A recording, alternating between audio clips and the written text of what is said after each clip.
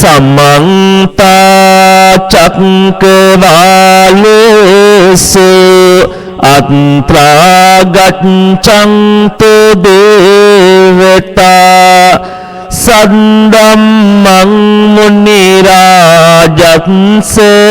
सुनन्तु संगमुक्तधं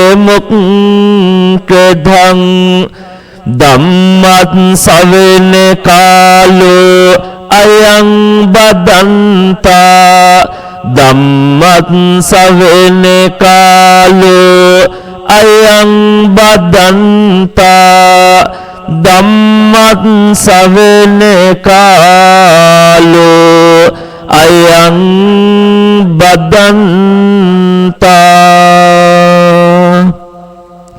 नमो तस्से भगवतो अरहतो सम्मा सम्बुद्धस्से नमो तस्से भगवतो अरहतो सम्मा सम्बुद्धस्से नमो तस्से भगवतो अरहतो सम्मा सम्बुद्धस्से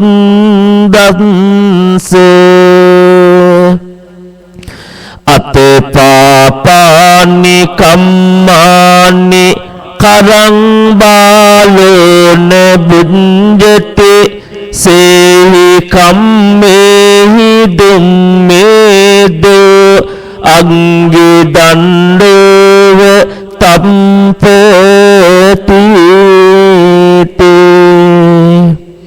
හොඳයි දැනට වරක් සාදු කියන්න සියලු දෙනාටම සම්මා සම්බුදු සරණයි කාරුණික වාසනාවන්ත පින්වතුනි විශේෂයෙන්ම රේගු අධ්‍යක්ෂක ජෙනරාල් විශ්‍රාමික මේජර් ජෙනරාල් ජී.වී. රවිප්‍රිය මහත්මයාණන් එවැගේම 2012 රේගු නිලධාරී කණ්ඩායම විශේෂයෙන්ම 10 වන සංවත්සරය නිමිති කරගෙන සිදු කරන දේශනාව වගේම මානව සම්පත් කළමනාකරණ අංශයේ අධ්‍යක්ෂක MACN සෙනවිරත්න මහත්මිය ඇතුළු රේගු දෙපාර්තමේන්තුව කාර්ය මණ්ඩලය එවැගේම රේගු බෞද්ධ සංගමේ සභාපති MR රණරාජා මහත්මයා ඇතුළු පින්වන්ත හැමෝම එකතු වෙලා සියලු දෙනාගේම බලාපොරොත්තුව අද දවසේ බුදුබණ පදයක් අහන්න මං හිතනවා මේ වෙලාව ඔබේ ජීවිතයට විශේෂත්වයක් වෙන දේශනාවක් වෙයි කියලා. ඔබයි මමයි මතකද අපි අහන සින්දු පාඨයක් තියෙනවා.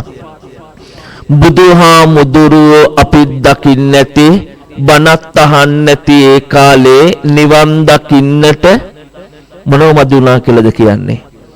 පින් මදි වෙන්නේ නැති ඒකයි තවම සංසාරේ අපි ලෝකේ බණ අහන්න පළවෙනිම දවස අද නෙමෙයි. සසරේ අපි අහපු බණ ටික එකතු කළොත් සමහර වෙලාවට මුළු ත්‍රිපිටකයම අහපු තැන් ඇති අපි. බුදුහාමුදුරුවෝ ළඟටම වෙලා අපි බණ අහපු තැන් ඇති. හැබැයි ඔබටයි මටයි තේරෙනවද අපිට කොතනක හරි වැරදිලා කියලා. එහෙම වැරදුන් නැත්තම් පින්වතුනි මේ ඉන්න බණ අහන ඔබවත් මේ බණ කියන මමවත් මෙතන ඉන්න විදියක් නැහැ.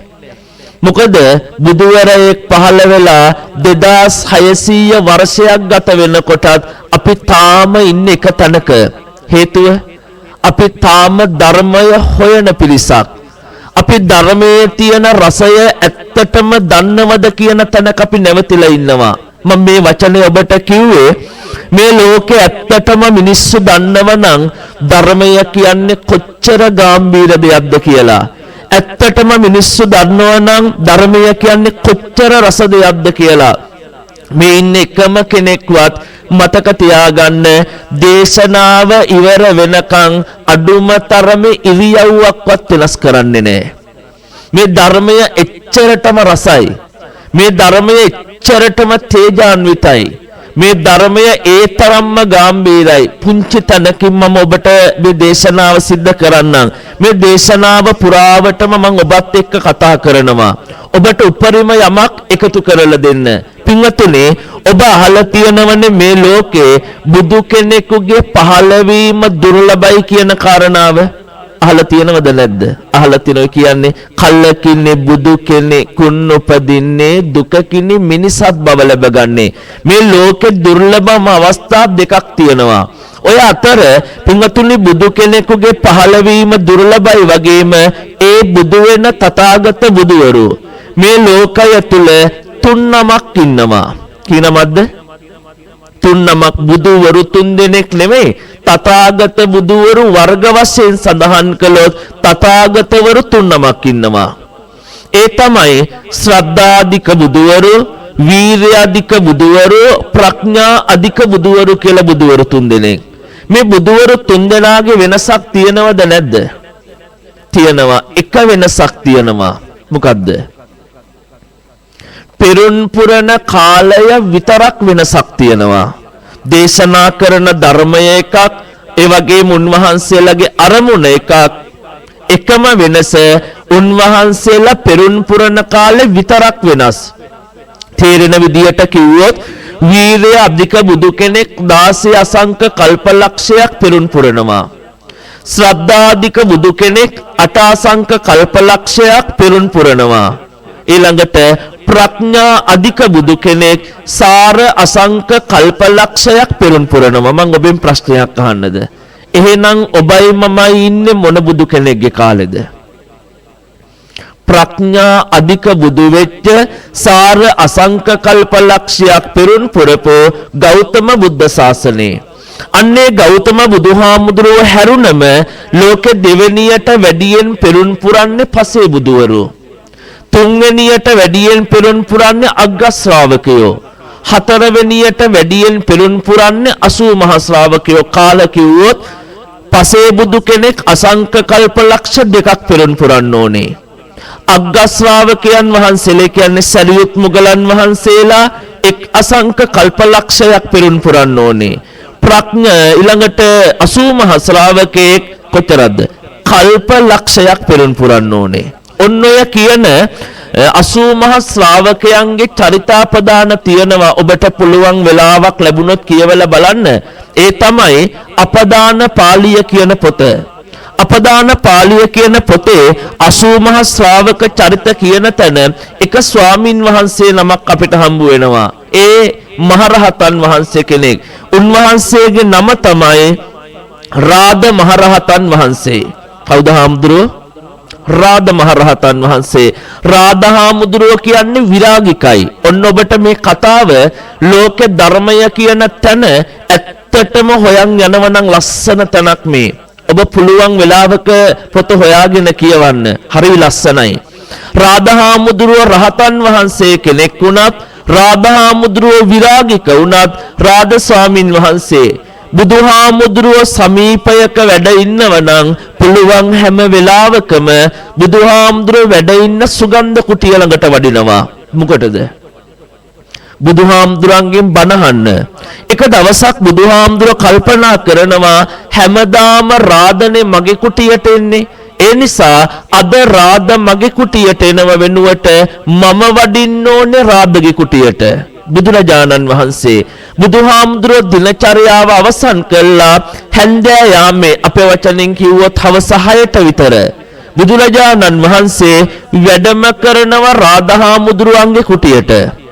යන වෙනකොට බුදුහාමුදුරුවෝ රාදහාමුදුරුවන්ගේ කුටිය ළඟට සමීප වෙනකොට බුදුහාමුදුරන්ට ඇහෙනවා රාද ස්වාමින් වහන්සේ තවත් ස්වාමින් වහන්සේලා ටික දෙනෙක් එක්ක ධර්ම සාකච්ඡාවකට සූදානම්.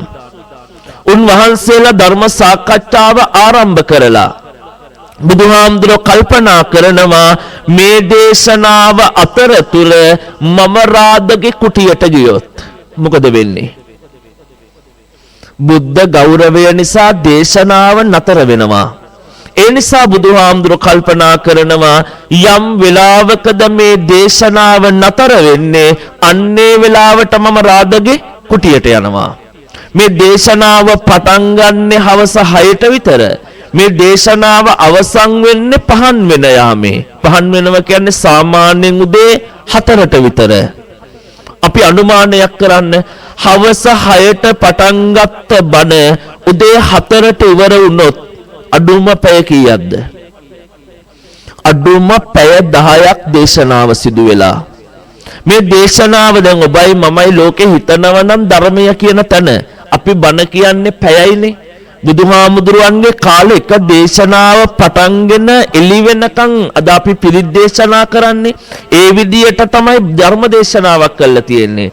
දේශනාව ඉවර වෙලා ධර්ම සාකච්ඡාව අවසන් වෙලා රාද ස්වාමින් වහන්සේ කුටියේ දොර විවෘත කරනවා. කුටියේ ඉස්සරහා වැඩ ඉන්නේ කවුද? බුදුරජාණන් වහන්සේ. රාද ස්වාමින් වහන්සේ බුදුහාමුදුරුව දැකලා රාද ස්වාමින් වහන්සේ බුදුහාමුදුරුව ළඟට වැඩලා වම් අත්ලෙන් වම් සිරිපතුල පිරිමදිමින් වදිනවා. දකුණු අත්ලෙන් දකුණු සිරිපතුල පිරිමදිමින් වැඳලා අහනවා, ස්වාමීනි භාග්‍යවතුන් වහන්සේ ඔබ වහන්සේ දැන්ද මෙතෙන්ට වැඩම කළේ? බුදුහාමුදුරුව කියනවා, රාද යම් වෙලාවකද ඔබ දේශනාව ආරම්භ කළේ අන්නේ වෙලාවෙයි මම මෙතෙන්ට වැඩියේ. රාධහාමුදුරුව පුදුම වෙලා අහනවා, ස්වාමීනි ඒ මොහොතේ ඉඳන් මේ හෝරා 10කට වැඩි කාලයක් ඔබ වහන්සේ එළියේ එකම ඉරියව්වකින් හිටගෙනද? ඒ කියන්නේ පැය 10ම බුදුහාමුදුරුවෝ හිටියේ මොන ඉරියව්වෙන්ද? හිටගෙන එකම ඉරියව්වෙන්. මම ඔබට කිව්ව මතකද ඔබයි මමයි මේ දේශනාව හරියටම රහ දන්නව නම් ඉරියව්වක්වත් වෙනස් කරන්නේ කියලා. හැබැයි ඔබ හොයාගෙන යන්න අපි මේ දේශනාව පැයක් සිද්ධ කළොත් ඔබ හිතන්න අපි ඉරියව් නම් කීයක් වෙනස් කරයිද? අඩුම ඉරියව් දෙතුන් පාරක්වත් වෙනස් කරලා, අඩුම තරමේ ඈනුම් දෙක තුනක් හරි යවලා, අඩුම තරමේ ඔරලෝසුවක් පේන මානෙ තියනවා නම් බෙල්ල කරකවල දෙපාරක් හරි බලනවා. ඇත්තද බොරුද? ඇයි ඇත්තටම දහම කියන රසය අපි දැකලා නැති නිසා.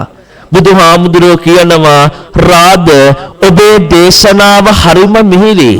රාද ඔබට පුළුවන් නම් මේ දේශනාව නොකඩවා කල්පයක් දේශනා කරන්න. රාද බුදු වෙච්ච මට කල්පයක් උනත් එකම ඉරියව්වකින් මේ දේශනාව අහගෙන ඉන්න පුළුවන් කියනවා. බුදු කෙනෙකුට ආය අවබෝධ කරන්න මොනවත් ඇත්තෙත් නැහැ. බුදු කෙනෙකුට ආය හොයන්න දෙයක්වත් නැහැ. හැබැයි බුදු වෙච්ච බුදුහාමුදුරුවෝ ධර්මයට එච්චර ගෞරවණීයයි නම් ඔබ මම හිතන්නේ ඇත්තටම අපි මෙච්චර කල් ධර්මයට ඒ ගෞරවය දීලාද? අපි බණක් අතරේ නැගිටලත් යනවා. අපි බණක් අතරේ කතා බහවලුත් කරනවා. ලෝකේ ධර්මය බුදුහාමුදුරුවෝ ඔබට තෝරන්න ඕන නම් කොච්චර වටිනවද කියලා බුදුහාමුදුරුවෝ දේශනා කරනවා. මහණෙනි යම් දවසක තථාගතයන් පිරිනිවන් පෑවොත් එතනින් පස්සේ ශාස්ත්‍රූ වෙන්නේ පුද්ගලයෙක් නෙමෙයි. එතනින් පස්සේ ශාස්ත්‍රූ වෙන්නේ මමච්චයේන ධම්මේව සත්තා, මගේ ඇවෑමෙන් ධර්මය ශාස්ත්‍රූ වන්නේය. හරි නේද? එහෙනම් ධර්මය එච්චර වටිනවා. මං හිතනවා ඒ නිසා ඔබ දහමේ රසය දැනගෙන ධර්මයේ වටිනකම දැනගෙන මේ බණ ටික අහවි. දැන් වෙලාවම 9යි. මගෙන් විනාඩි 5ක් පරක් වුණා. ඒ නිසා ඒ කොහොම වුණත් මම මෙතන ඉඳලා විනාඩි 35ක් බණ කියනවා අනිවාර්යයෙන්ම. මේ දේශනාව ඔබට ජීවිත ලස්සනම තනක් වෙයි. මං හිතනවා දැන් ඔබ ඒ සිහිය පිහිටගෙන යෝනිසෝ මනසිකාරෙන් සිහිය පිහිටාගෙන නම් බණහන්නේ මේ දේශනාව ලස්සන දේශනාවක් වෙයි කියලා. පින්වතුනි, අද මම ඔබට බණ කියන්න තෝරගත්තේ ඔබ අහලා තියෙනව ත්‍රිපිටකය කියලා. මොනවද ත්‍රිපිටකය කියන්නේ? සූත්‍ර, විනය, අභිධර්මය. ඔය තුන් පිටකයේ තියෙනවා සූත්‍ර පිටකය කොටස් 5කින් යුක්තයි. දීඝ, මජ්ක්‍ධිම, සංයුක්ත, අංගුත්තර, කුද්දක කියලා. අංගුත්තර නිකාය කියන්නේ පින්වතුනි කරුණු වශයෙන් සූත්‍ර තියෙන කොටසක්. ඒ කියන්නේ එක කරුණක් තියෙනවා නම් ඒකට කියන්නේ ඒකක නිපාත කියලා. කරුණු දෙකක් තියෙන ඒවට කියනවා දුක නිපාත කියලා. ඔය විදියට ගිහිල්ලා කරුණු 6ක් තියෙන සූත්‍රවලට කියන්නේ චක්ක නිපාත කියලා. මොන නිපාත කියලාද? චක්ක නිපාත. මෙන්න මේ චක්ක කියන නිපාත තියෙන ලස්සන සූත්‍රයක්. මේ දේශනාවේ නම තමයි පින්වතුනි ආවරණ සූත්‍රය. මොකද්ද සූත්‍රයේ නම? ආවරණ සූත්‍රය. දේශනාවට අපි යන්න කලින් පොඩ්ඩක් වචනේ පැහැදිලි කරමු. ආවරණයක් කියන්නේ මොකද්ද? යම් කිසි දෙයක් වහලා තියෙන එකට කියන්නේ ආවරණය කියලා. යම් කිසි තැනකට යන තැන අවහිර කරනවට කියන්නේ අපි ආවරණය කරනවා කියලා. තවත් ඕක තේරුම් ගත්තොත් ඔබට මතකද බුදුදහමේ තියෙනවා එක වචනයක් නීවරණ ධර්ම කියලා. මතකයිද?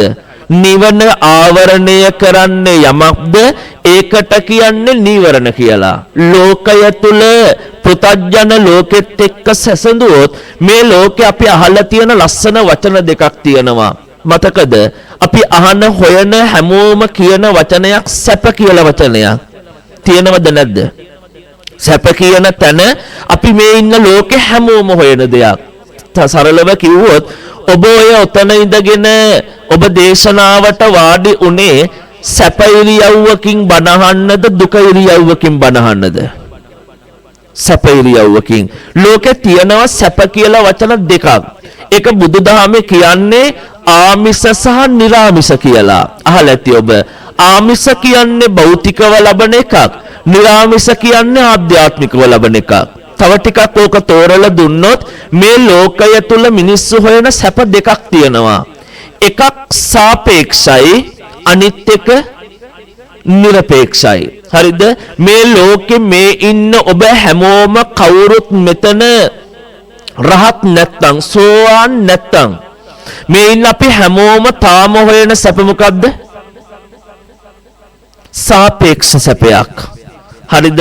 සාපේක්ෂව බලන්නේ හැම වෙලේම සසඳ බලන්නේ. තේරෙන විදියට කිව්වොත් ඔබ අද දවසේ බයිසිකලයක් ගත්තොත් ලෝක සැලසුම් හදන්නේ ඊළඟට ත්‍රිවිල් එකක් ගන්න.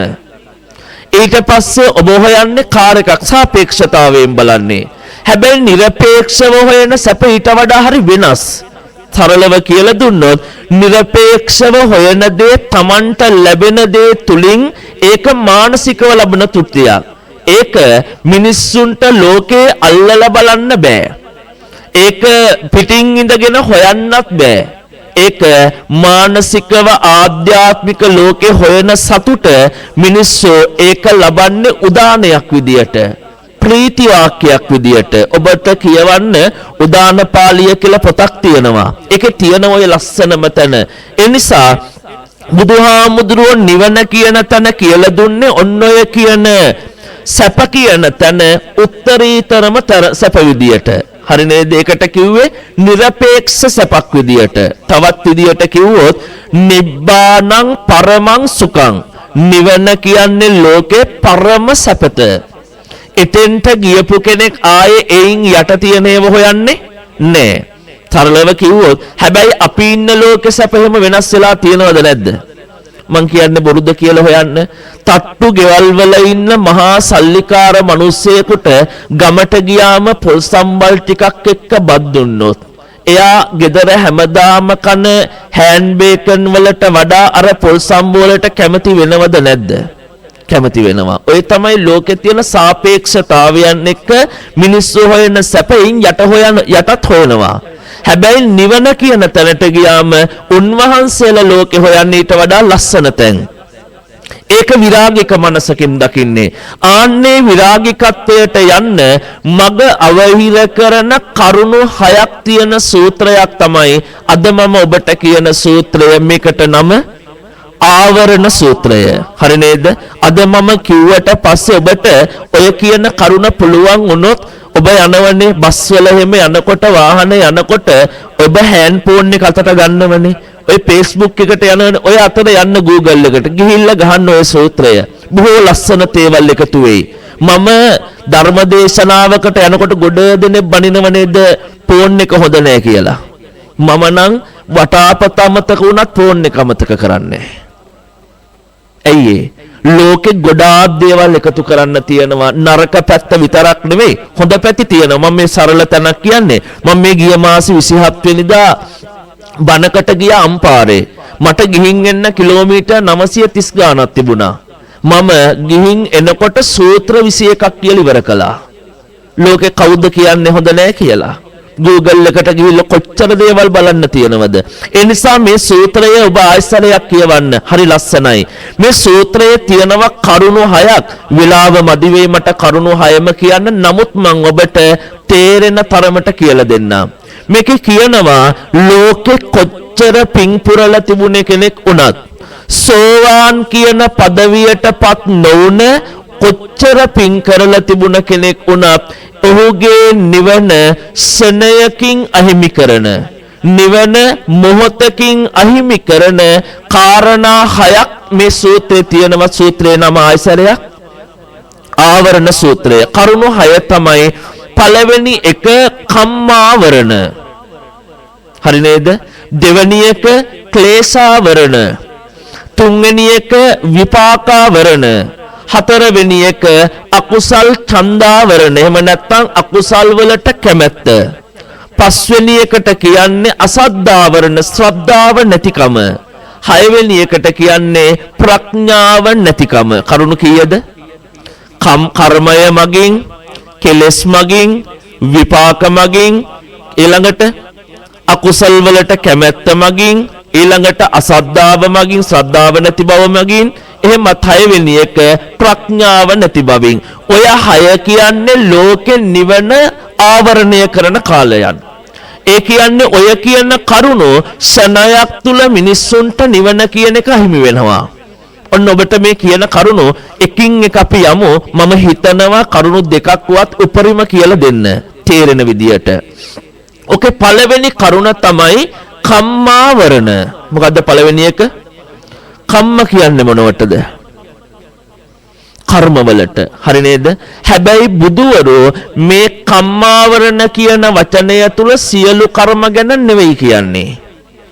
මේ සූත්‍රයේදී බුදුහාමුදුරුවෝ කම්මාවරණ කියන වචනය තුල විග්‍රහ කරලා කියන්නේ ආනන්තරය පාප කර්ම ගැන. මොනව ගැනද? ආනන්තරය පාප කර්ම. මතකද ආනන්තරය පාප කර්ම? මව මැරීම, පියා මැරීම, බුදුන්ගේ ලේසලවීම, සංඝ බේදය, රහතුන් ඝාතනය.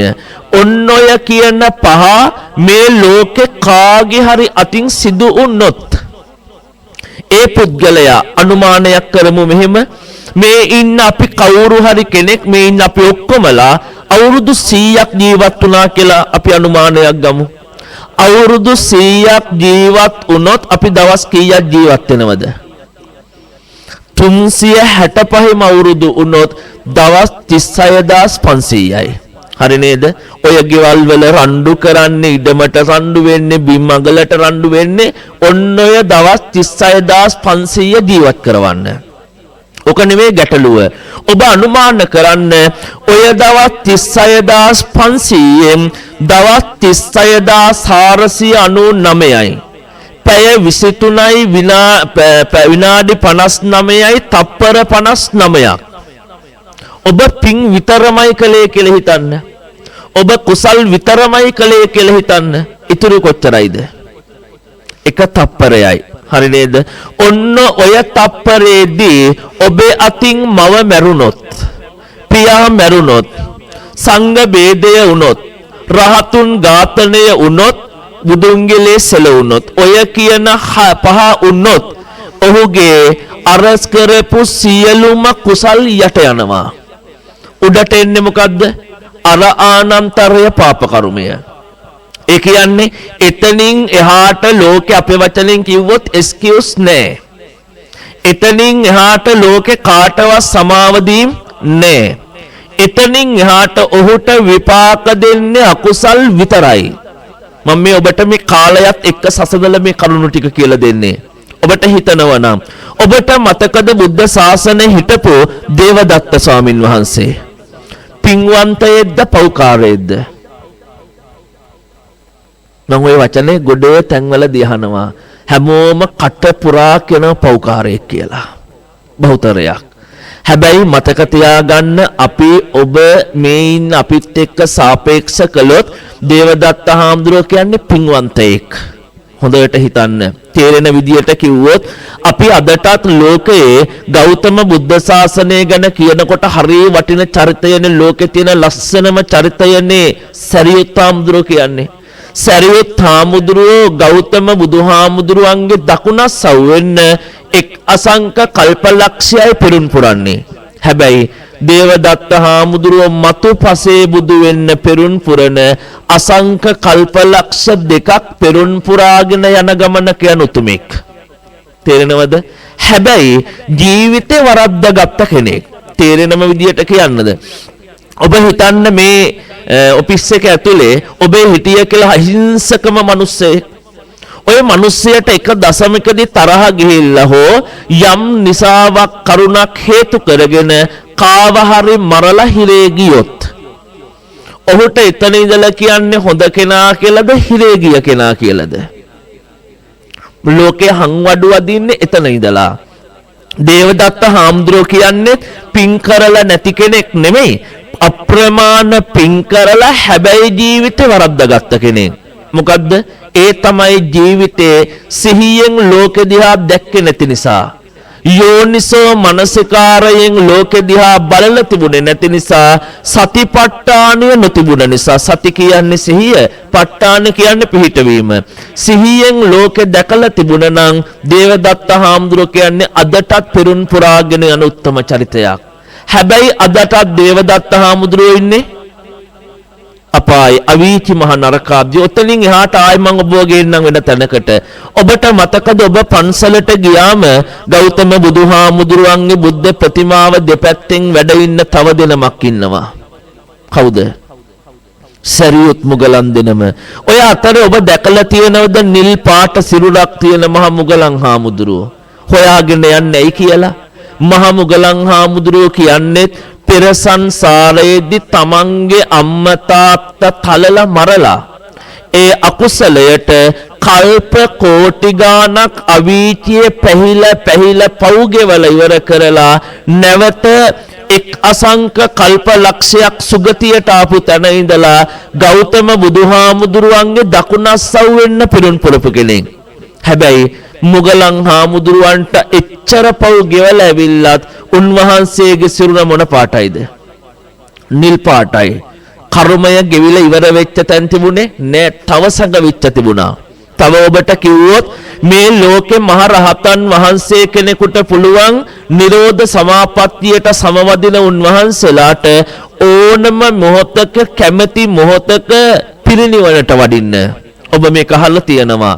හැබැයි ඔබ හොයාගෙන යන්න ලෝකෙ හිටපු සරල උදාහරණයක් ගත්තොත් කර්ම විපාක විඳපු තුමන් වහන්සේලාත් උන්වහන්සේලා කැමැති තැනකදී සමහර තැන් ආයු පිරිනිවන කරලා තියෙනවා. හැබැයි ඔබ හොයන් යන්න මහ මුගලන් හාමුදුරුවන්ගේ චරිතය ගැන.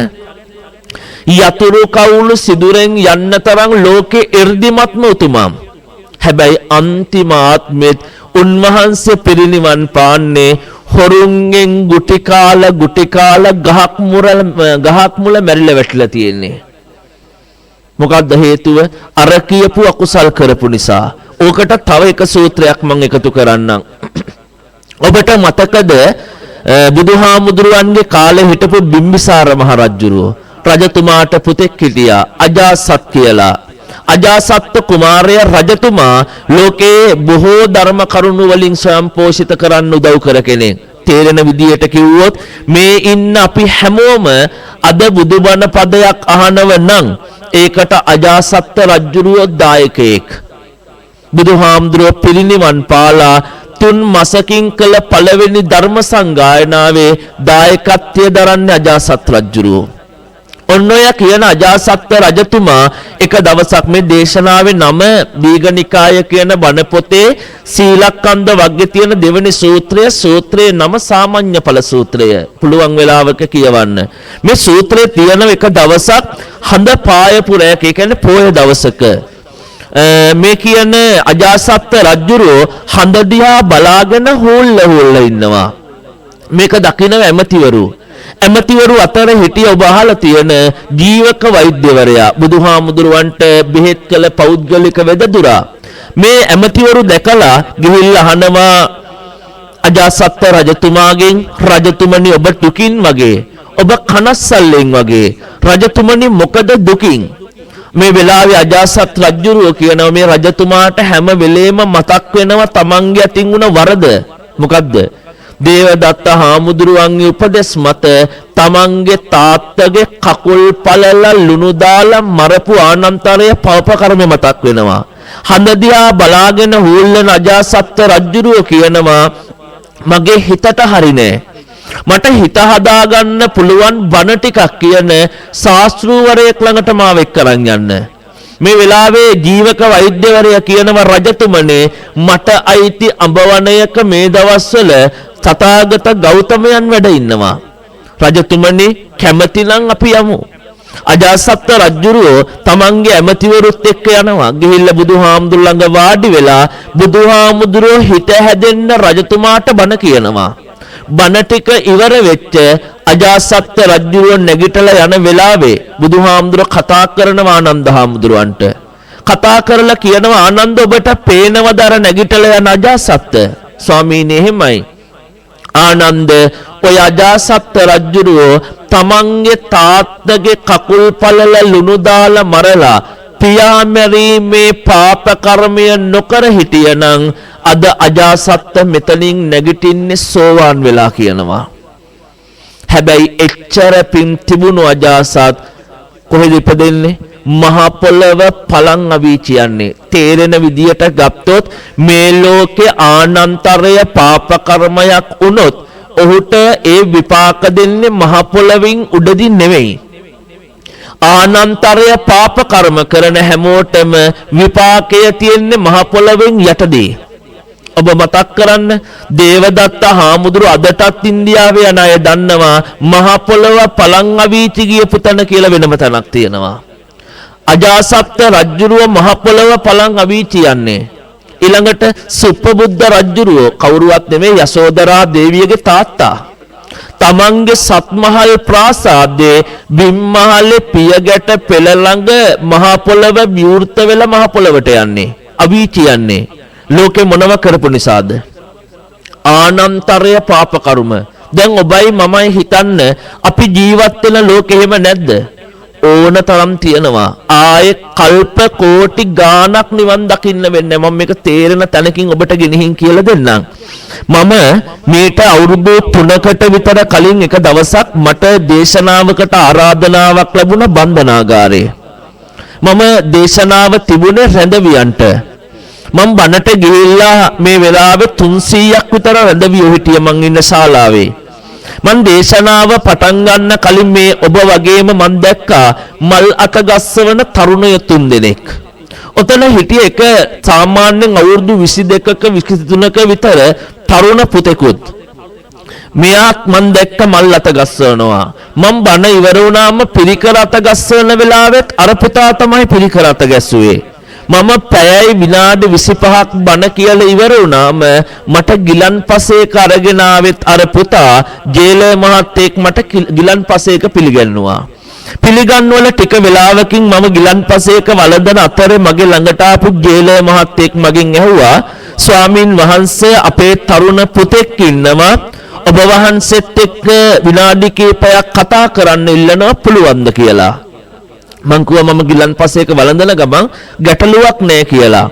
අර කියන වෙලාවේ අර මන් දැක්ක මල් අත ගස්සවපු පිරිකර අත ගස්සවපු ඊළඟට ගිලන්පසේක අරගෙන ආපු අර අවුරුදු 22ක 23ක විතර පුතා තමයි ආවේ මං ළඟට.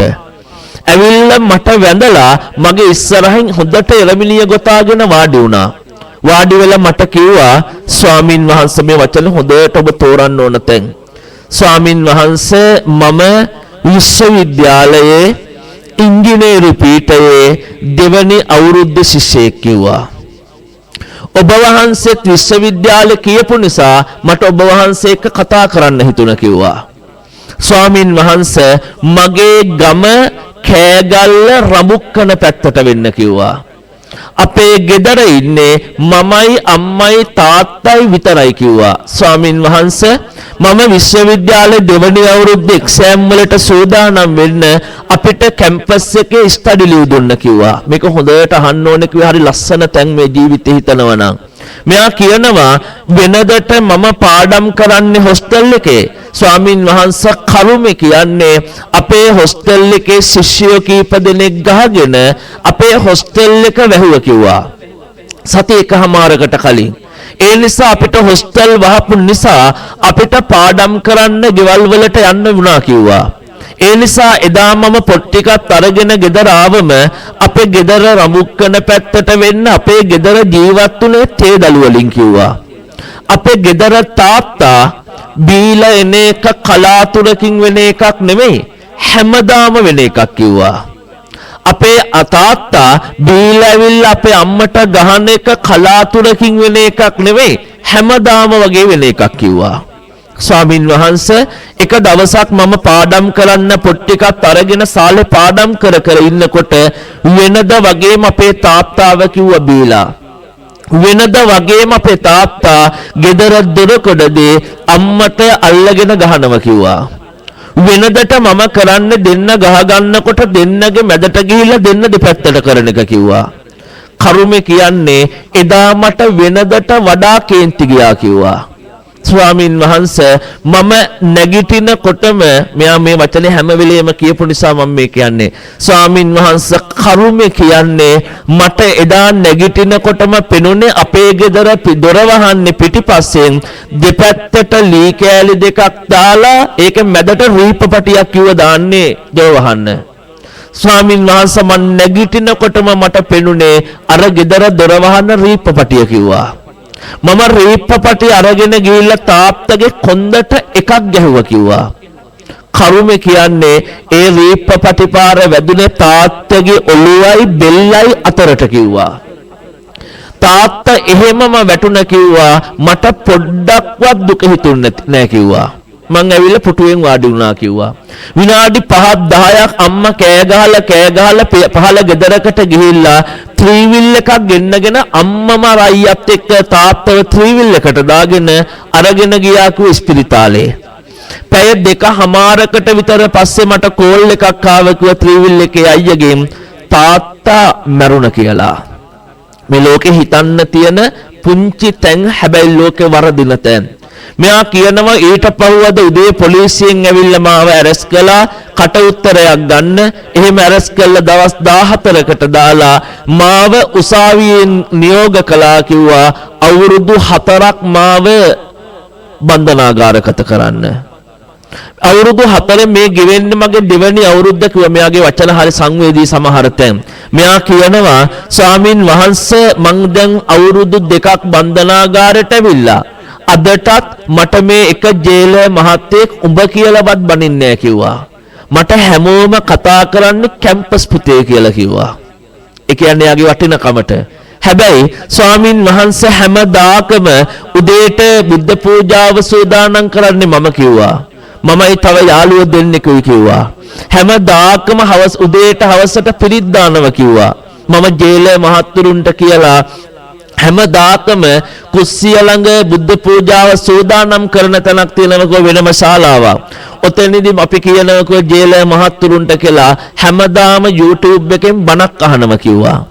හැමදාම බණ ඉවර වෙනකොට මට ඇඬෙනවා කිව්වා. හැමදාම රැට නිින්දට ගියාම මං අඬනවා කිව්වා. සමහර දවසට රැ 2ට විතර මම තිගැස්සිලා වගේ ඇහැරෙනවා. එළි වෙනකම් මං අඬනවා කිව්වා. මම මුකුත් කියන්නේ නැතුව තාම අහගෙන ඉන්නවා. අහගෙන ඉඳලා මට මෙයා කියනවා ස්වාමින් වහන්සේ මෙතන ඉන්න හිරගෙදර ඉන්න හැමෝගෙම ජීවිතවල සැලසුම් තියෙනවා කිව්වා. මෙතනින් ගිහිල්ලා වැරදුන ජීවිත හදා ගන්න ක්‍රම. හැබැයි මම ප්‍රාර්ථනා කරන්නේ මට දවසකටවත් ගෙදර යන්න ලැබෙන්න එපා කියලා කිව්වා. මට කවදාවත් ගම දකින්න ලැබෙන්න එපා කියලා කිව්වා. මම ප්‍රාර්ථනා කරන්නේ මේ හිරගේ ඇතුළෙම මට මැරෙන්න ලැබෙන්න කියලා කිව්වා. අන්න එතෙන්දි මම කතා කළා. මං ඇහුවා ඇයි පුතේ එහෙම කියන්නේ කියලා. මෙයා කියනවා ස්වාමින් වහන්සේ හැමදාම මම බණ අහනකොට මම ධර්මයේ තුල දන්නව කිව්වා මම කොච්චර බණ ඇහුවත් මම මැරිලා යන්නේ දිව්‍ය ලෝකෙ නෙමෙයි කියලා. මම දන්නව කිව්වා මං කොච්චර පින් කළත් මම මැරිලා යන්නේ සුගතියකට නෙමෙයි මම යන්නේ අවීචියට කියලා. හැම රැටම මං තිගැස්සිලා හැරුණා මට මැවිලා පේනවා කිව්වා මම කරපු පාප කර්මය. මෙයාගේ අපි හිතන ලෝකෙ මරන්න හිතලා නෙමෙයිනේ. චේතනාහම් භික්කවේ කම්මං වදාමි කියන තැනට ඔබ ගෙනෙන්නේ. හැබැයි මතක තියාගන්න ලෝකය තුල ද්වේෂය කියන වචනය ඒ වරද වුණොත් ආය හදන්න බෑ. තේරෙනම විදියට කියලා දෙන්නද?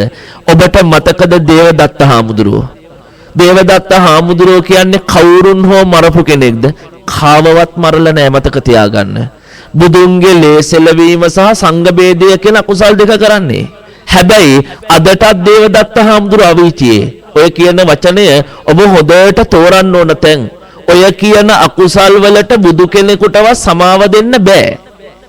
ඔබට හිතන්න දේවදත්ත හාමුදුරුවෝ බුදුහාමුදුරුවෝ හොයාගෙන අන්තිමේට එනවා කමා කරගන්න. එන අතරමඟදී මහ පොළව පලන් අවීචියට යන්නේ. හැබැයි මතක තියාගන්න ඔය කියන දේවදත්ත ස්වාමින් වහන්සේ කියන්නේ පිට කෙනෙක් නෙවෙයි. යසෝදරාවගේ සහෝදරයා. තිබුණනේ දැන් ඔබට මට හිතන්න පුළුවන්නේ බුදුහාමුදුරන්ට තිබුණනේ දේවදත්ත හාමුදුරුවන්ට සමාව දෙන්න කියලා.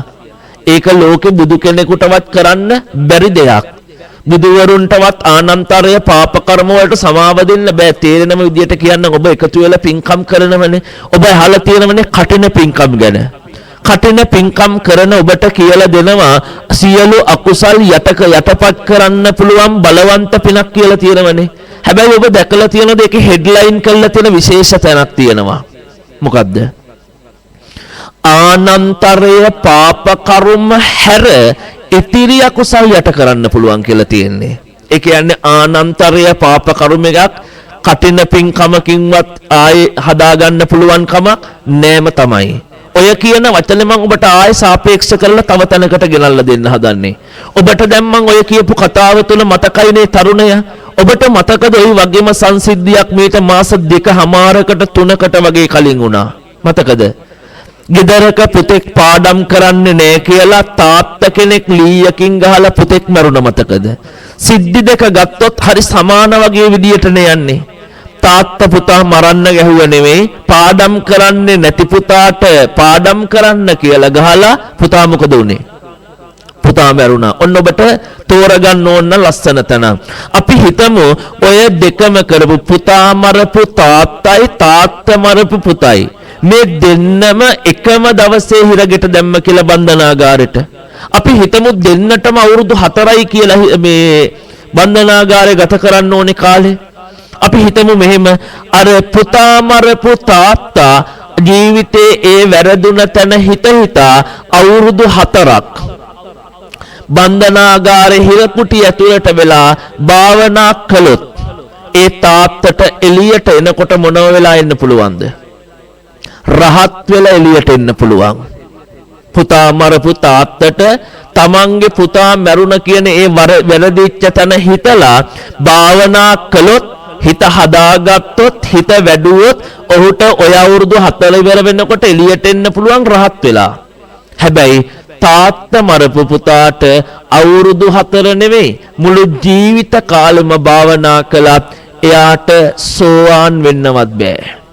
තේරෙනවද ලෝකේ තියෙන බලවත්කම? දැන් ඔබ මගෙන් අහන්නේ එහෙම වෙන්න පුළුවන්ද කියලා. ඔව් පුළුවන්. මම ඔබට ඕක ආය සාපේක්ෂ කරලා පෙන්නන්නද?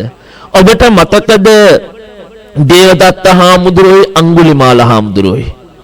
දේවදත්ත හාමුදුරුවෝ කවුරුවත් මරන්නේ අකුසල් දෙක තමයි බුදුන්ගේ ලේසෙලවීම සංඝ බේදය. හැබැයි දේවදත්ත හාමුදුරුවෝ අවීචියේ. අඟුලිමාල හාමුදුරුවෝ කියන්නේ දහස් ගාණක් මරලා.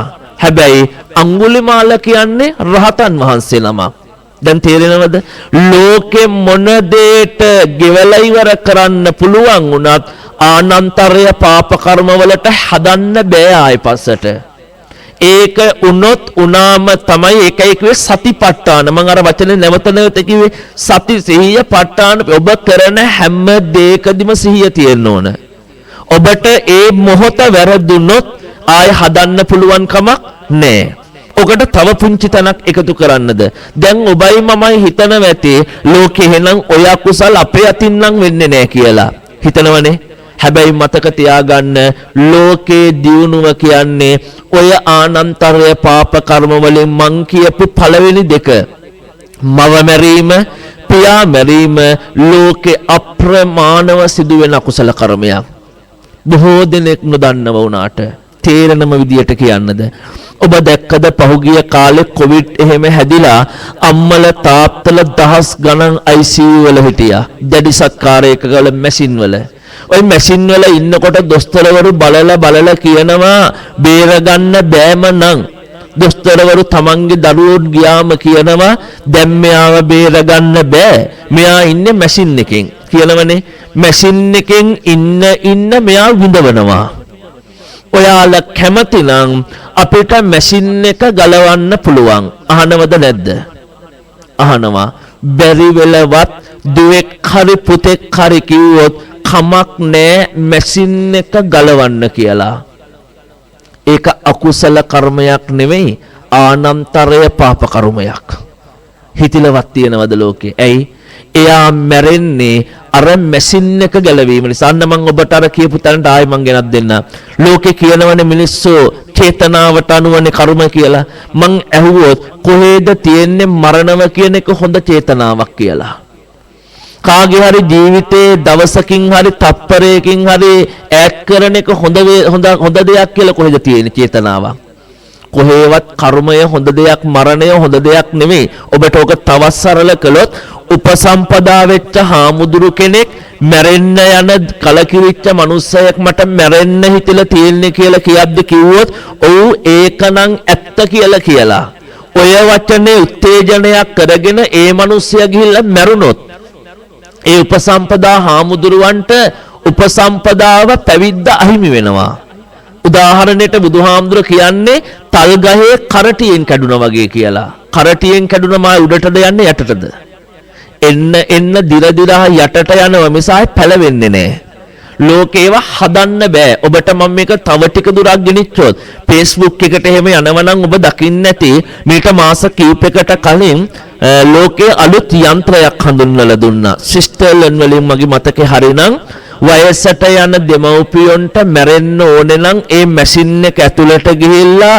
වහගත්තම මැරෙනවා දැකලා ඇතිනේ ඒ මැෂින් එක අලුතින්ම හොයලා දෙන්නේ ඔය කියන වචනේ මතක තියාගන්න කවුරු හරි කෙනෙක් විඳව ඉන්න බැරි නම් ඔය මැෂින් එක ඇතුළට ගිහිල්ලා වහගත්තම මේ ඇස්වල තියෙන කිරණත් එක්ක ඔහුට එහෙමම නිින්ද යනවා ඒ නිින්ද ගියාම ආයෙ පණ එන්නේ නෑ එයා එහෙමම මැරෙනවා ඔකේ තියෙන බරපතල තැන මම කියමු මමමයි මැරෙන්නේ කියලා මට පව් සිද්ධ වෙන්නේ නැද්ද ඒකත් ප්‍රාණඝාත අකුසලයක් දැන් ඔය සමහර අය අහනවනේ අපේ ප්‍රශ්නයක් මගේ නම් ජීවිතේ මම නම් මැරෙන්නේ මොකටද අනිත් උන්ට තියෙන අමාරුව අහනවනේ මතක තියාගන්න ලෝකේ මගේ කියලා මේ පණවත් මටයිති නෑ මම මේ ප්‍රාණය මම නැති කළොත් ඒකත් ප්‍රාණඝාත අකුසලයක් ජීවිතයක් තොර කිරීමක් උදාහරණ කිව්වොත් ඒ අකුසලයට උපදුන් මනුස්සාත්මයක් ලබන එකත් අඩු වෙනවා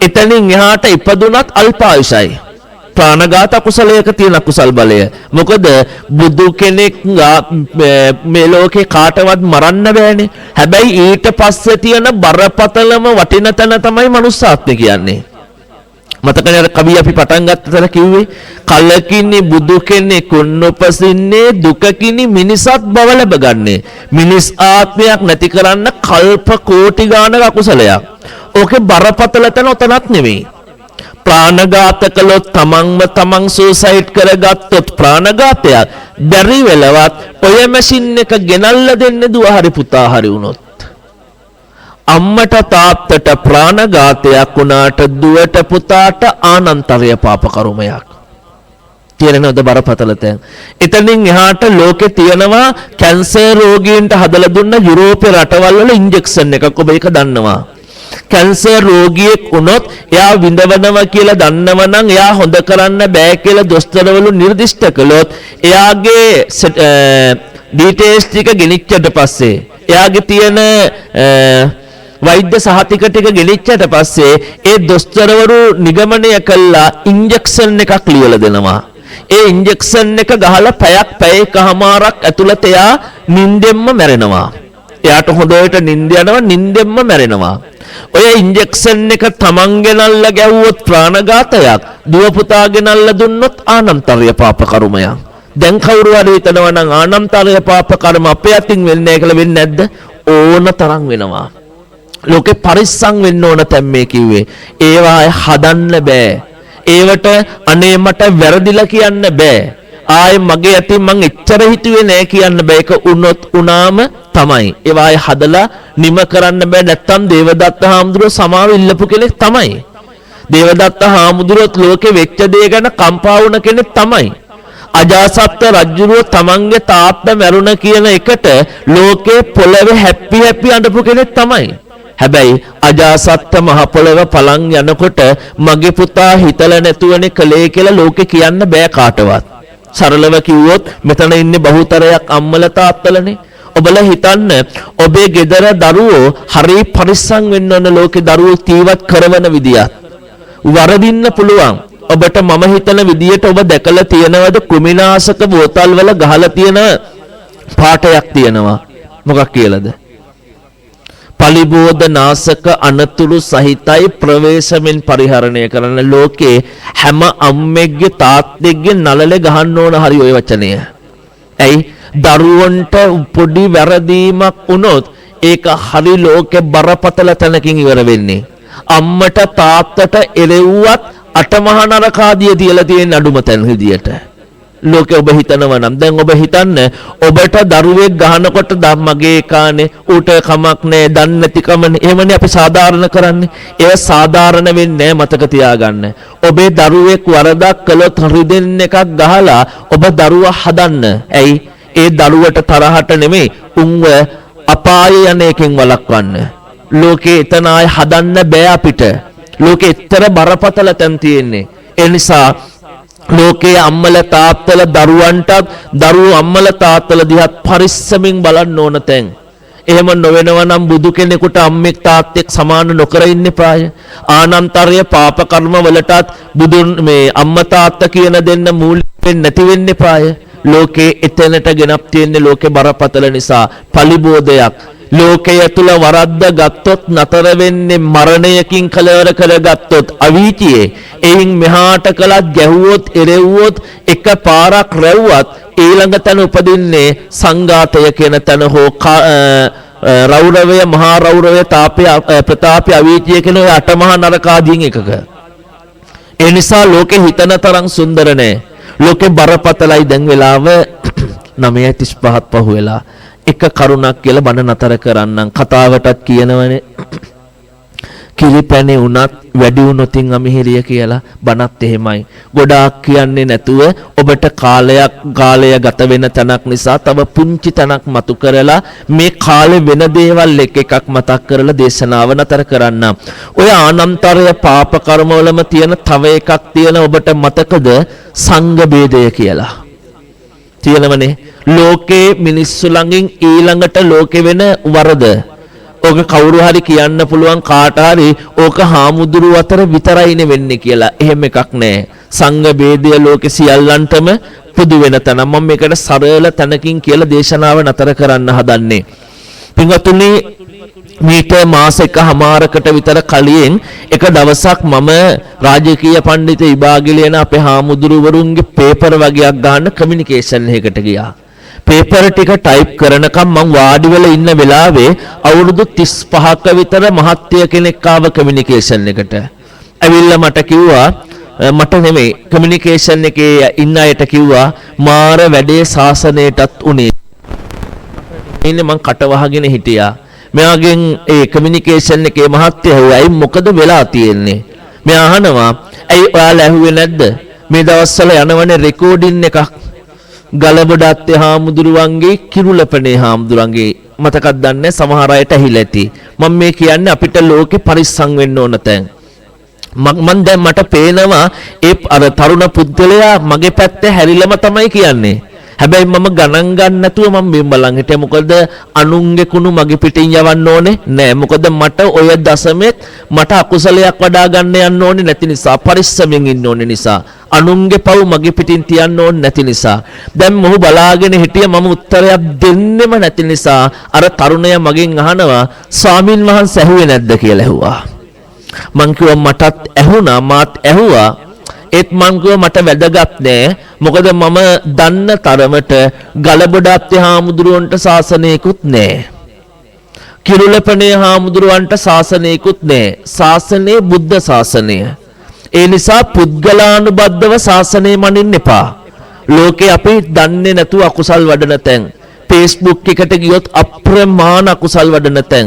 අර පුද්ගලයා වෙනදට ඒ කියන්නේ මොහොතේ මගේ මූණවත් නොබල හිටපු පුද්ගලයා අර උත්තරෙන් පස්සේ මට වැඳලා ගියේ. ඕක නෙමෙයි මට තියෙන බරපතල තැන. මං ඔය කියන කතාව අහලා එදා හැන්දෑවේ පන්සලට ගියා. පන්සලට ගිහිල්ලා මට මතක් වුණා අර කියපු කතාව. රෑ 9ට විතර මම Facebook එකට ගිහිල්ලා මම බැලුවා ඔය කියන පෝස්ට් එක ආයේ තියෙනවද කියලා. ගිහිල්ලා ගහලා හොයාගෙන යනකොට පෝස්ට් එක තියෙනවා. මට ඕනේ වුණේ ආ රෙකෝඩින් එක අහන්න නෙමෙයි. මං රෙකෝඩින් එක අහලා තිබ්බා. මං ගිහිල්ලා ආයේ පෝස්ට් එකේ කමෙන්ට් කියන තැනට ගිහිල්ලා බැලුවා.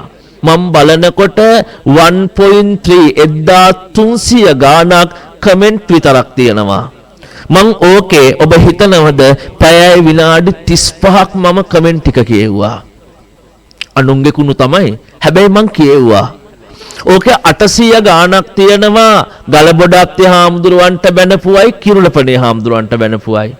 ඊළඟට 500 ගාණක් තියෙනවා ඕකේ කමෙන්ට් ශාසනයට බැනපුවා. සංඝ ශාසනයේම දොස් නගපුවා. මං ගිහිල්ලා කල්පනා කළා මිනිස්සු කොච්චර ඉක්මනට ශාසනයක නිසා මේ කියන නොදැනුවත්කම නිසා ආනන්තරය පාප කර්ම කරනවද?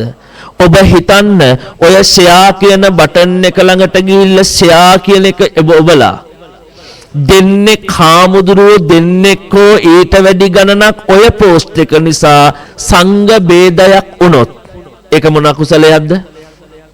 ආනන්තරේ පාප කර්මය. තප්පරයකින් ෂෙයා බටන් එකෙන් අපිට ඕනේ නම් පුළුවන් ආනන්තරය පාප කර්ම වඩන්න. ඕක ලෝකේ බරපතල තැන්. මම මේකට සරල එක තැනක් එකතු කරන්නද? එක දවසක් ලොකු හාමුදුරු කෙනෙකුයි පොඩි හාමුදුරු කෙනෙකුයි පිණ්ඩපාත යනවා. ලොකු හාමුදුරුව පිණ්ඩපාත යන අතරමඟදී ලොකු හාමුදුරන්ට බඩේ කැක්කුමක් හැදෙනවා. ලොකු හාමුදුරුවන්ට ඉස්සරහා තැනදී හම්බ වෙන කැඳ ටිකක් හම්බ වෙන්නේ පාත්‍ර දෙකට. උන්වහන්සේලා දෙන්න එහෙමම ලොකු හාමුදුරුව පාරයිනෙන් වාඩි වෙනවා. වාඩි වෙලා එතනම වාඩි වෙලා උන්වහන්සේ කැඳ ටික වළඳනවා. දැන් අනිත් යන්නේ කවුද? තරුණ හාමුදුරුවෝ. තරුණ හාමුදුරුවෝ හිතින් හිතනවා මේ වගේ මුඩුමහනොත් එක්ක ඇවිල්ලා මමත් ලැජ්ජ වෙනවා. මේ වෙලාවේ ලොකු හාමුදුරුවෝ මේ පොඩි හාමුදුරන්ගෙන් අහනවා පොඩි නම ඔබ සෝවාන්ද? ස්වාමීනි මම සෝවාන් නෑ. හැබැයි මං වීරය වඩන කෙනෙක්. මේ වෙලාවේ ලොකු හාමුදුරුවෝ කියනවා එහෙමනම් අද ඉඳලා ඔබ වහන්සේ වීරය වඩන එක නතර කරන්න. පොඩි හාමුදුරුවෝ අහනවා ඇයි ඔබ වහන්සේ දන්නවද? ඔබ වහන්සේ මීට තප්පර ගානකට කලින් හිතින් අපවාද කළේ රහතන් වහන්සේ කෙනෙකුට. ඒ කියන්නේ ලොකු හාමුදුරුවෝ රහතන් වහන්සේ කෙනෙක්. ඒක ආර්ය අපවාදයක්. ඒවා ඉල්ලාස් කරගන්න බෑ. එතනින් එහා වෙනමම කුසල් වැඩෙන තැනක්. එතනින් එහාට අපාය කියන එක පෙන්눔 කරනවා. ඔබට මේ ලෝකේ හිතනවා නම් ලෝකේ ඒවා හදන්න බෑ. මම මේ වචනේ කියනකොට ඔබ හරි පරිස්සම් වෙන්න. ලෝකේ ඔය කියන තැන්වල ඉන්නකොට මම ගොඩාක් තැන්වල බනවලට යනකොට මට වාහනේට නගිනකොටම වැඩිපුරම ඩ්‍රයිවර් මහත්තුරු අහන ප්‍රශ්න දෙක තුනක් කියන්නද? එකක් ස්වාමින් වහන්සේ පිටිදුවේ සමන්තභද්‍ර ස්වාමින් වහන්සේ ගැන ඔබ වහන්සේ මොකද්ද දැක්ම? කිරිබත්ගොඩ මම කියන මගෙන් අහන වචන ටිකක් ඔබට තෝරගන්න. කිරිබත්ගොඩ ඥානানন্দ ස්වාමින් වහන්සේ ගැන ඔබ වහන්සේ මොකද්ද දැක්ම? ඊළඟට තව එක ස්වාමින් වහන්සේලා ගැන අහනවා. මම කියන්නේ මට දැක්මක් නෑ යාළ ගැන. ලෝකේ බුදවරු දැක්මක් කියලා තියෙන්නේ අවබෝධය තුල. මම කියන්නේ උන්වහන්සේලා රහත්ද කියලා දන්නෙත් නෑ මම. නැද්ද කියලා දන්නෙත් නෑ මම. රහත් නම් ඒක උන්වහන්සේලා සතු හැකියාවක්. තේරෙන විදියට කිව්වොත් පිටින් කාටවත්ම මනින්න බෑ රහත්ද නැද්ද කියලා. ඔබට මතකද දේශනාවේ පිලින්ද වච්ච හාමුදුරුවෝ? පිලින්ද වච්ච කියන හාමුදුරුවෝ මිනිස්සුන්ට කතා කරන්නේ වසලයෝ කියලා. බුදුහාමුදුරන්ට ඇවිල්ලා එක දවසක් හාමුදුරුවරුත් දායකයොත් ඇවිල්ලා බුදුහාමුදුරන්ට කම්ප්ලේන් කරනවා. විස්තර මේ බුදුහාමුදුරන්ට කියනවා. චෝදනාවක් ඉදිරිපත් කරනවා. ස්වාමීනි අර පිලින්ද වච්ච ස්වාමීන් වහන්සේ හැමෝටම වසලයෝ කියලා කතා කරන්නේ. ශාසනෙත් කෙලසෙනවා. බුදුහාමුදුර බලලා කියනවා මහණෙනි ඔබලා දන්නවද? පිලින්ද වච්ච හැමෝටම වසලයෝ කියලා කතා කළාට පිලින්ද වච්ච කියන්නේ රහතන් වහන්සේ කෙනෙක්. පිටින් මනින්න පුළුවන් අපිට ලෝකේ. අපිට බෑ. ඒ නිසා මම නම් ලෝකේ හරි පරිස්සමෙන් යන්නේ ගමන. මතක තියාගන්න, ඒ වරද රහත් වෙච්ච නැති මම කොහොමද කියන්නේ එයා රහත්ද නැද්ද කියලා? ලෝකේ බුදුවරු අපිට කියලා දුන්නේ ධර්මය තුල ඉඳගෙන පුද්ගලයන් සාපේක්ෂ කරගන්න එපා, බුදුහාමුදුරන්ගේ නිවන නිරපේක්ෂව දකින්න කියලා. ඒ කියන්නේ ලෝකේ අපි කාටවත් පිටින් බලලා කවුද කොහොම මොන වගේ කෙනෙක්ද කියලා නිර්ණයන් කරන්න බෑ. හැබැයි ඒ මොහොත නොදැනගෙන යම් අපවාදයක් කළොත් ඒක අයිල්ලාස් කරගන්නත් බෑ. ඒ නිසා ආර්ය අපවාද එච්චරටම බරපතලයි. ඒ නිසා පරිස්සමෙන් ලෝකේ යන්න. කම්මාවරණයෙන් අපිට ගැලවෙන්න පුළුවන් නම් අනිත් බොහෝ දේවල් අපිට සකසා ගන්න පුළුවන්. ඊළඟ මිත්‍යා දෘෂ්ටිය කියන තැනනොත් තොරව. නමුත් ඒව කියන්න වෙලාව නෙමේ. ඔබට මම යෝජනාවක් විදියට බුදුහාමුදුරුවන්ගේ දහමින් කියලා දෙනවා, ලෝකය තුල කර්මය කියන්නේ එච්චර බරපතල, ඒකෙත් බරපතලම තනානන්තරේ පාප කර්මය. ඒක වුණොත් ලෝකේ හදන්න බෑ. ඔබ බස් එකට නගින තැන ඉඳලා ගෙදර ඉන්න හැම මොහොතකම සිහියෙන් කටයුතු කරන්න. ඔය සිහිය ඔබට දශමකින් ඈත් වෙලා ඔබේ අතින් ඔය අකුසල් 3 වුණොත් මතක තියාගන්න, ඔයින් එහාට තියෙන්නේ බුදුන්ගේ ලේසලවීම සහ රහතුන් ඝාතනය. ඔයිත් එකත් එක්ක ඔය පහෙන් කොහේ හරි දෙයකදී අපි ගැටුනොත් ආය අපිට කල්ප කෝටි ගාණක් නිරේම තමයි. දේවදත්ත හාමුදුරුවෝ මනුස්සාවුස 120 කාලේ අපාය යන්නේ. නැවත උන්වහන්සේ අන්තක් කල්පයක් ඉවර වෙනකම්ම, නැවත ලෝකෙ මිනිස්සුන්ගේ ආයුෂ අවුරුදු 120ක් වෙනකල්ම, බුදුවරු 7 දෙනෙක් පහළ ඉවර වෙනකල්ම දේවදත්ත හාමුදුරුවෝ කියන්නේ අවීචී දුක් විඳින කෙනෙක්. එතකොට ලෝකේ වැරදුනොත් ආයේ බුදුවරුන්වත් දකින්න බැරි වෙනවා. මතක නේද අර කියන්නේ අන්න දේවදත්ත හාමුදුර එක් කරගෙන එන වෙලාවේ කියන්නේ මහ පොළොව පලං අවීචියට යනකොට බුද්ධාංකුරයක ඉපදිලාත් දේවදත්ත අපාය ගියා කියන තැනට කියන්නේ අහෝ දෙව්දත් නොදුටු මොක්පුර කියලා. බුද්ධ ශාසනයක ඉපදිලා අපිත් ලෝකේ ලස්සනම තැන ඉපදිලා කර්ම පුරන් යන්න එපා. මෙච්චර අපි ගෙවන්නේ කර්මනේ. ඒ නිසා මෙතනින් පස්සෙත් කුසල් වඩා ලෝකයේ ධර්මයෙන් දකින්න කියන යෝජනාව ඔබට කරන ගමන් මම මුලින් ඔබට ගාථා පාඨයක් කිව්වා, මතකද? අතපාපානි කම්මානි කරං බාලෝන බුද්ධති සේහි කම්මේහි දුම්මේදෝ අග්ගි දණ්ඩෝව තප්පති. අත පාපානි පකම්මානි පව් කරන අය කරං බාලෝන බුද්ධති කරපු බාලය විසින්ම එය අනුභව කළ යුතුයි. අපි කරන හැම දෙයක්ම සසරදී අපිට අනුභව කරන්න වෙනවා. සේහි කම්මේහි දුම්මේදෝ වැරදි වැඩ කරන මෝඩයා අග්ගි දණ්ඩෝව තප්පති ඒව විපාක දෙනකොට ගින්නෙන් දැවෙන්නාසේ විඳවනවා. ලෝකේ කරන කලට පව් මිහිරි වුණාට විඳිනකොට ඒවා ගින්දර වගේ ජීවිතේ දුක දෙනවා. ඒ නිසා ඔබ උත්සාහ කරන්න ජීවිතේ කරන හැම දෙයකදීම සාධාරණ වෙන්න. කාටවත් නෙමෙයි, ඔබේ හෘද සාක්ෂියට සාධාරණ ලස්සන ලෝකයක් හදාගන්න බුදුවරු කියලා දුන්න ධර්මයේ තුල කියන්නේ අත්තාහි අත්තනෝ නාතෝ කෝහි නාතෝ පරෝසයා. තමන්ට තමන්වත් නැති වෙන වෙලාවක් එනකොට හිතටවත් අවංකව ඔබේ කුසල් වඩලා තිබුණොත් මැරිලා යන තැන හරි සුගතියකට යන්න පුළුවන්, සුවපත් මනසින් යන්න පුළුවන්. අපි ප්‍රාර්ථනා කරමු ලෝකෙ දේශනා කර උත්තරීතරම ධර්මය බුදුබණ නම් ඒ බුදුබණ පදයකින් සිස්සනසවගත් අපිට ලෝකේ අකුසල් නොවඩන කුසල් වඩන සිතුවිලි පහළ වේවා.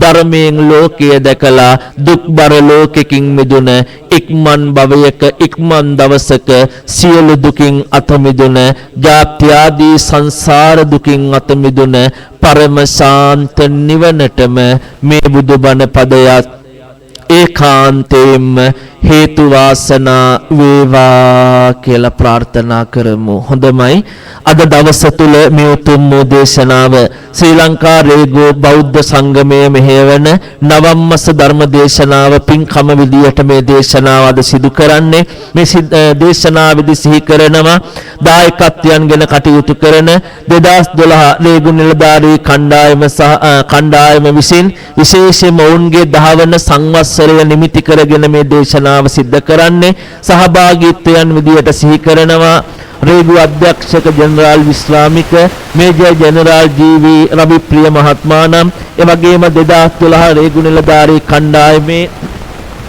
සහකාර රේගු අධිකාරී මහත්ම මහත්මීන් එවැගේම මානව සම්පත් කළමනාකරණ අංශයේ රේගු අධ්‍යක්ෂක MACN සෙනවිරත්න මහත්මිය ඇතුළු රේගු දෙපාර්තමේන්තු කාර්ය මණ්ඩලය එවැගේම රේගු බෞද්ධ සංගමයේ සභාපති MR රණරාජා මහත්මයා ප්‍රමුඛ සමාජික සමාජිකාවන් ඇතුළු හැමෝගෙම සහභාගීත්වයෙන් සිදුවෙන පින්කම අරමුණු විදියට සිහිපත් කරනවා. විශේෂයෙන්ම 2022 දෙවැනි මාස 15 වන දිනට 10 වන සංවත්සරයේ සමරන්නට යෙදෙන 2012 රේගු නිලධාරී කණ්ඩායමට ආශිර්වාද කරන්නට මීට වර්ෂ 6කට පෙර වියවන්නට යෙදුන 2012 රේගු නිලධාරී කණ්ඩායමේ හිටපු සහකාර රේගු අධිකාරී නුවන් ඉමංක දිල්හාන් මහත්මයා වෙනුවෙන් පින් අනුමෝදන් කරන්නට එවැගේම ලොව පුරා කොරෝනා වසංගතයෙන් පීඩා විඳින සියලු මහ ජනතාව ඉන්මිදී සෞඛ්‍ය සම්පන්න නිදුක් නිරෝගී චිරජීවනයෙන් යුක්තව ජීවත් වෙන්න ආශිර්වාද කරන්නට එවැගේම මේ ධර්ම දේශනාවට සහභාගී වූ සහ සංවිධානය කිරීමට දායක වූ සැමටත් රේගු අධ්‍යක්ෂක ජෙනරාල්තුමා ඇතුළු සමස්ත රේගු කාර්ය මණ්ඩලයේ සමාජිකයන්ගේ විශේෂයෙන්ම ආධ්‍යාත්මික සුවය වර්ධනය වෙන්නට නිවන සාක්ෂාත් කර ගැනීමේ අරමුණින් සිදු කළ පින්කමේදී ප්‍රාර්ථනා කරන්න රැස් කළ සියලු පින් පළමු කොට දෙවියන්ට අනුමෝදන් වේවා. සියලුම සතරවරම් දෙවියන් සක්‍ර දෙවියන් අකනිටා බඹලව දක්වා පින් කැමැති සියලුම දෙවියන්ගේ දේවානුභාවය දේව ශක්තිය දේව ආශිර්වාදය ඒ අධ්‍යක්ෂකතුමන්ලා එවාගේම අනිකුත් නිලධාරීන් මහත්තුරු මහත්මීන් ඇතුළු හැම දිනාටම ඔබේ දරුවන්ට පවුල්වල හැම දිනාටම සියලු දෙවියන්ගේ දේවානුභාවය දේව ශක්තිය දේව ආශිර්වාදය සලසා දෙත්වා. විශේෂයෙන්ම 2012 ඒ කණ්ඩායමේ සියලුම සමාජිකයන් ඇතුළු හැමෝගෙම ජීවිත සුවපත් කරන්නට හැම අතින්ම ජීවිතයට රැකවරණය ළඟා කරගන්නට දෙවියෝ අපිට ආශිර්වාද කරත්වා. පින් අනුමෝදන් වෙන සියලු දෙවියන් ප්‍රාර්ථනා කරන බෝධියකින් උතුම් නිවනින් සැනසේවා කියලා සාදු කියලා පින් දෙන්න. ඒ වගේම මේ පින්කමේදී විශේෂ පින් අනුමෝදනාවක් සිද්ධ කරන මීට වර්ෂ 6කට මත්තෙන් විශේෂයෙන්ම මිය පරලොව යන්නට යෙදුන ඒ 2012 රේගු නිලධාරී කණ්ඩායමේ සමාජික මහත්මයෙක් වන නුවන් ඉමංක දිල්හාන් මහත්මයාට එවැගේම ඔබ නමින් මියගේ තවත් අප්‍රමාණ ඥාතිවරු ඇති ඒ හැමෝම සිහි කරලා සංසාරගත සියලු ඥාතීන්ට මේ පින් ලැබේවා. ඒ අත්ංගේ පරිලව ජීවිත සුවපත් වේවා. සසර කවදාකවත් දුකකටපත් නොවේ සුවපත් භවයන් ලැබ ඒ හැම දිනාමත් බුදුන් දැක නිවන් දකේවා කියලා ප්‍රාර්ථනා කරන්ට ධර්ම ශ්‍රවණය කළ හැම දිනාට දායකත්වයේ දරූ හැම දෙනාට අධ්‍යක්ෂක මණ්ඩලයන් ඇතුළු සමාජික පින්වන්ත ඔබ හැමෝටම ඔබේ දරුවන්ට රටට ලෝකයට මුළු මහත් ලෝකයේ සියලු සත්වයන්ටම ඒකාන්තයෙන් තුනුවන්ගේ අනන්ත සරණ ලැබේවා. දූරක වරණ ලැබේවා. ජයසිරි මහ බුදුහාමුදුරුවන්ගේ දළදා හාමුදුරුවන්ගේ අටමස්ථාන සොළොස්මස්ථාන ශ්‍රී පාද පත්මස්ථානය ඇතුළු විශ්වයේ අනන්ත සරණින් හැම දිනම නිදුක් වේවා නිරෝගී වේවා සුවපත් වේවා. කරන කියන සිතන පතන ප්‍රාර්ථනා කරන සියලු සිතුම් පැතුම් ප්‍රාර්ථනාවන් ඉටු කරගෙන පින් පිරුණු සුවපත් ජීවිත ගත කොට ඔබට මට මියගිය හැමට දෙවියන්ට මුළු මහත් ලෝකයාටම ජාත්‍ය ආදී සංසාර දුකින් අත මිදුන පරම ශාන්ත නිවනින් සැනසෙන්ට මේ පින් සසරට හේතු වේවා. සසරට උපනිශ්‍රය වේවා. උතුම් පාරමී දහමක්ම වේවා වේවා කියලා ප්‍රාර්ථනා කරමු. හොඳයි දෙවියන්ට පින් දෙන්න. ආකාසන්තා ච බුම්මන්තා දේවා නාග මහින්దికා පුඤ්ඤන්තං අනුමෝදිත්වා චිරං රක්ඛන්තු සම්බුද්ධ ශාසනං. ආකාසන්තා ච බුම්මත්තා දේවා නාග පුඤ්ඤන්තං අනුමෝදිත්වා චිරං රක්ඛන්තු සම්බුද්ධ දේශනං ආකාසන්තා ච බුම්මට්ටා දේවා නාග පුඤ්ඤන්තං අනුමෝදිත්වා චිරං රක්ඛන්තු සම්බුද්ධ ශාවකාති දේවෝ වංශ සුකාලේන සස්ස සම්පන්ති හේතුච පීතෝ භවතු ලෝකෝච රාජා භවතු ධම්මිකෝ. මෙය ගිය හැමටත් පින් දෙන්න. ඉදම්මේ ඥාතේනං හෝතු සුඛිතා හුන්තු ඥාතයෝ ඉදම්මේ ඥාතේනං හෝතු සුඛිතා හුන්තු ඉදම්මේ ඥාතේනං හෝතු සුඛිතා හුන්තු ඥාතයෝ. සිදු කළ සියලු පින් දෙවියන්ට මිය ගිය හැමට ලෝක සත්වයාටම නිවන් දකින්න හේතු වන උතුම් පින්කමක් වේවා. අභිවාදන සීලින්ස නිච්ඡං වන්දා පචායිනෝ චන්තාරෝ ධම්මා වඩ්ඩන්ති ආයුවන්නෝ සුඛං බලං ආයුරාෝග්‍ය සම්පන්ති සංඝ සම්පන්ති මේවච අතෝ නිබ්බාන සම්පන්ති ඉමිනාතේ සමිඤ්ඤතු. තෙරුවන් සරණින් සියලු දෙව් රැකවරණින් හැමදෙනාට යහපතක් වේවා.